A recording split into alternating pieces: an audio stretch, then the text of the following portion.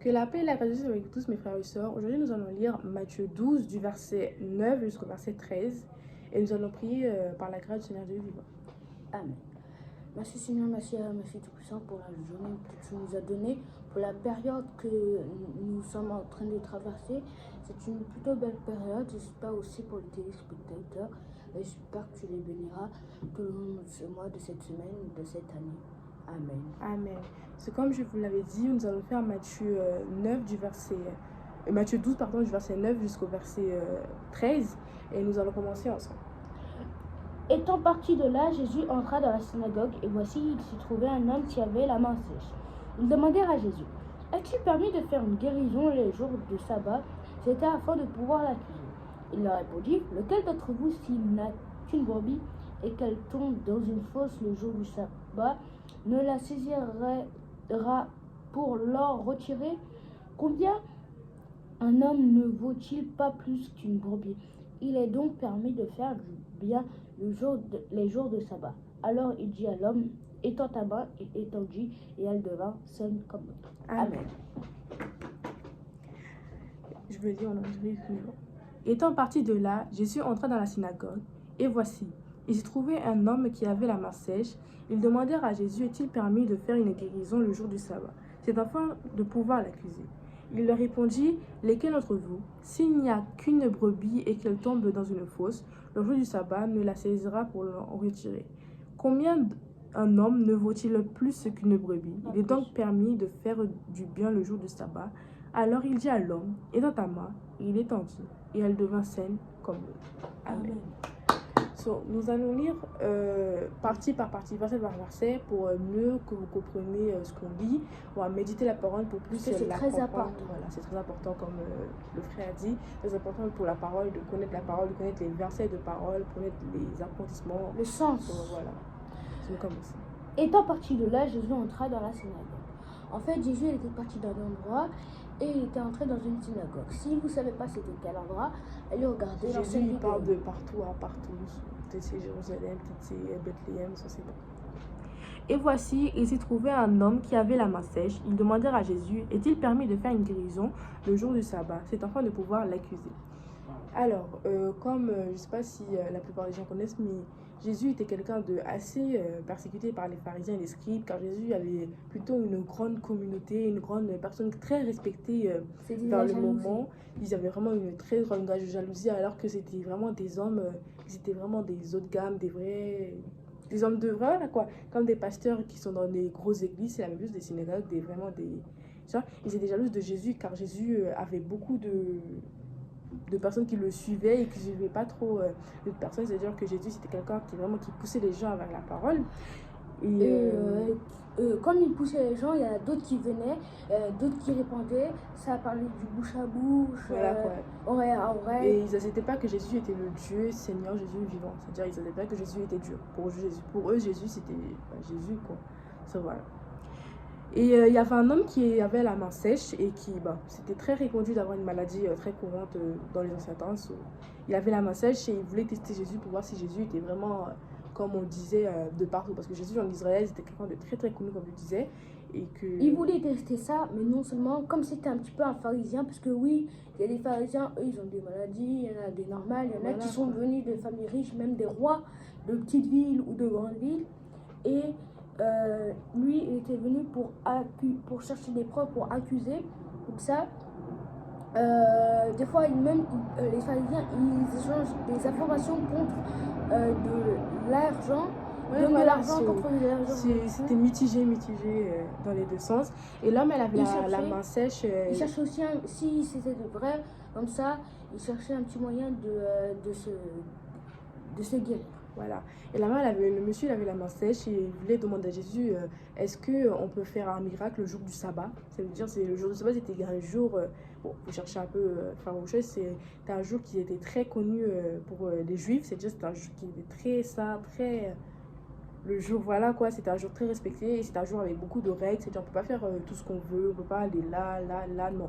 On pouvait pas travailler par exemple, c'est-à-dire c'était un jour qui était très respecté et très saint et qu'on devait suivre des règles. Et l'homme a demandé à Jésus si les gens pouvaient, quelqu'un pouvait guérir une autre personne ou aider quelqu'un d'autre le jour du sabbat pour l'accuser. Verset 11. Il leur répondit, lequel d'entre vous, s'il n'y a qu'une brebis et qu'elle tombe dans une fosse le jour du sabbat, ne la saisira pour l'en retirer? En fait, Jésus lui a posé une question. Est-ce que, si il a répondu, si un d'entre vous, parce que oui, il y avait une foule, si un d'entre vous, il avait qu'une seule brebis qui est tombée dans la pluie, le jour du sabbat, est-ce qu'il ne va pas la récupérer, ou la sortir ou la laisser le jour du sabbat? Voilà, il sera pour l'arrêter. Combien un homme ne vaut-il pas plus qu'une brebis? Il est donc permis de faire du bien le jour du sabbat. Ça veut dire que comme Jésus là, la réponse elle est très claire que oui. C'est-à-dire quelqu'un de humain, on va dire que si quelque chose ou un animal de compagnie dans genre tombe, il va le ramasser, le reprendre le jour du sabbat. Ça veut dire que on peut faire le bien. Déjà, c'est même pas une question à apprendre de faire du bien un jour saint. C'est même un objectif à faire, le faire du bien, de faire des choses qui sont bien. Mais les pharisiens, ils étaient plus stricts sur c'était très strict, mais sinon, c'était pas vraiment, je crois, un truc mal de faire du bien. C'était plus encourager de faire du bien aux gens. Mais comme vous savez, les pharisiens sacrificateurs, ils étaient un peu jaloux de Jésus et voulaient pas trop que beaucoup de gens suivent Jésus. Et alors, ils disaient, un homme ne vaut pas un brebis. Oui, on peut faire des choses bien.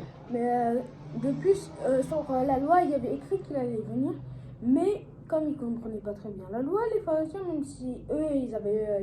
ils avaient la parole devant leurs yeux, ils avaient tout. Mais ils ne comprenaient pas bien, parce qu'il y avait pas... Il y avait eu des prophètes, mais ils ont tous été tués. Voilà, ils se sont plus égarés de la vraie parole que... Voilà, quoi. Verset 13. Alors il dit à l'homme, étends ta main, il étendit et elle devint saine. Comme l'autre, en fait, il lui a dit à l'homme qui chercher des preuves pour l'accuser. Étends ta main, il l'a étendu. Ce qui est bizarre sur les sacrificateurs, il y a eu des petits trucs des fois avec les sacrificateurs, c'est qu'ils écoutaient Jésus.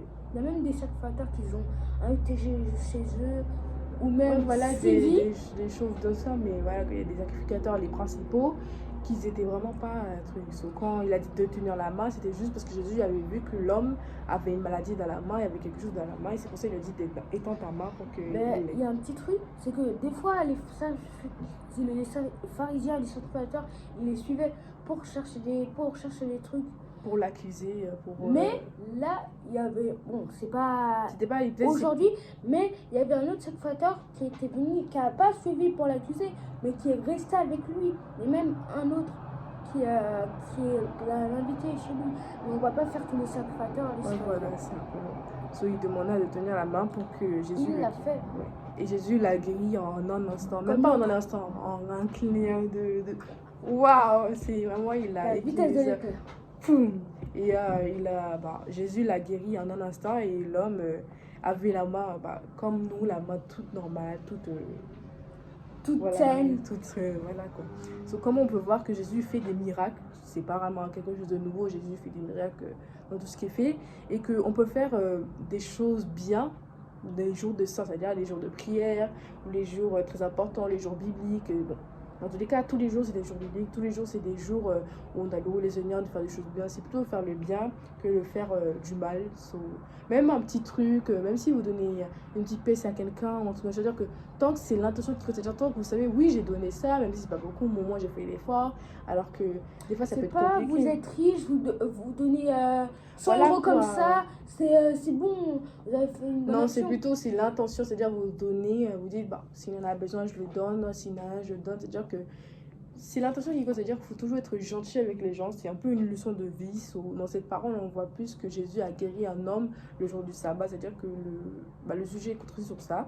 Et que aussi qu'il faut être gentil avec les gens, être respectueux. C'est-à-dire que des fois, même si vous voyez que les gens vous insultent ou vous prennent pour quelqu'un qui n'est pas vraiment, pardon pour le mot, mais quelqu'un de bête, quelque chose comme ça, vous ne le savez pas, dans tout cas, vous savez que vous ne le faites pas pour eux ou ni pour autrui, vous le faites pour vous et pour aller au ciel avec Jésus et pour le rencontrer, avoir une relation avec lui et être quelqu'un de bien. C'est-à-dire que faire du bien, ça vous rapporte le bien. C'est-à-dire tu fais quelque chose à quelqu'un, ça te rapporte ce que tu lui as fait. C'est-à-dire que si tu fais du bien, tu auras du bien. Si tu fais du mal, tu auras le mal. C'est-à-dire que chaque chose que tu fais, il y a des conséquences aussi. C'est-à-dire qu'il ne faut pas voir. C'est même si vous voyez que là, tu as fait du bien, vous avez fait du bien beaucoup, et après, vous avez quelque chose de mal beaucoup. C'est pas, ne vous inquiétez pas, c'est juste une question de temps. Jésus a tout prévu pour vous. Il a déjà été écrit avant même que votre mère, votre grand-mère soit dans le ventre. Alors que je vous dis, c'est juste une question de temps, d'attendre. Et Jésus vous fera tout ce que vous pouvez. Donc, nous allons. Est-ce qu'on a des questions Non, voilà. Mais il faut s'abonner aussi, il faut apporter de la force, du courage. Nous, on a eu le courage de faire une chaîne avec Sarah, la famille de Jésus-Christ et moi. Mais aussi, il faut soutenir, partager, surtout très important. Vous avez une question? Nous là, on n'a pas de questions, mais mettez dans les commentaires si vous avez des questions. Pour répondre plus facilement pour vous. Et abonnez-vous et likez. C'est pas obligatoire, mais ça nous soutient. Et surtout avoir une bonne relation avec Dieu. C'est-à-dire, toujours rester dans la Bible. Ouais, voilà. C'est-à-dire que même si vous n'arrivez pas, c'est-à-dire lisons la Bible une fois par journée pour commencer, personnellement, bien sûr. Ça veut dire après, si vous travaillez 2 fois par jour et si vous restez chez vous 3 fois par jour, matin, midi, soir. Mais sinon, dire pour commencer la Bible, pour commencer à vous liser, surtout commencer vers le Nouveau Testament que l'Ancien, parce que l'Ancien c'était plutôt le moment ancien pour quand il était quand Jésus était vraiment quelqu'un de il voulait vraiment tabasser. C'était quelqu'un de strict, très très strict, alors que le Nouveau Testament, Dieu est quelqu'un de doux, de plus partenant, plus calme qu'avant, et que voilà quoi, c'est juste une question de temps. Comme Jésus a changé un comportement, est devenu moins strict qu'avant, même s'il est toujours strict, mais moins strict qu'avant. Et vous inquiétez pas, Jésus vous appelle, Jésus vous aime. Donc Jésus vous aime. On va prier pour terminer la vidéo et nous espérons que vous allez. Merci Seigneur, merci tout puissant. Merci pour tout ce que tu as fait, merci pour la journée. Aujourd'hui nous avons fait cette vidéo en ta présence pour toi, pour ta gloire et pour les gens qui regardent cette vidéo. J'espère qu'ils auront aimé, parce que nous, même s'ils n'aiment pas, nous, c'est pas notre problème. Nous, on prêche la parole de Dieu. Ils veulent rien savoir. C'est pas notre problème. Si on fait pour eux. Prêcher, même si on fait pas pour eux, mais on fait pour toi, Jésus. On fait. C'est ce qui. Pour ça. Et on remercie le Seigneur Jésus-Christ pour tout ce qu'il a fait. Et nous remercions aussi. Bon, au revoir tout le monde. Au revoir.